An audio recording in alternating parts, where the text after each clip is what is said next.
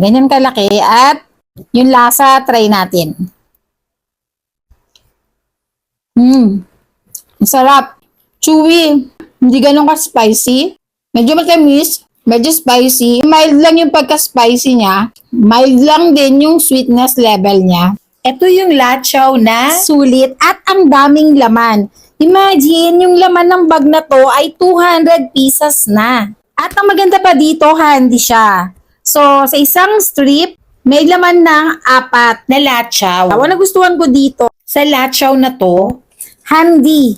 So, pwede mong dalhin kahit saan at hindi siya messing kainin. Kasi nga, di ba, minsan kapag malaki yung lachaw, hindi ko kayang ubusin yung isang pack na maraming laman na lachaw, okay sa akin yung mga ganitong size.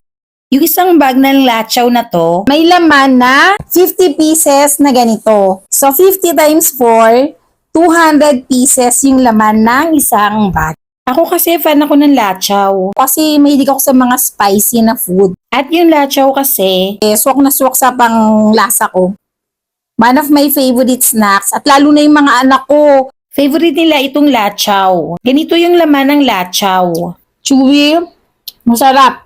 Mainam to bang snacks. Very handy. Pwedeng dalhin kahit saan. Pwede rin pambaon sa school or sa work.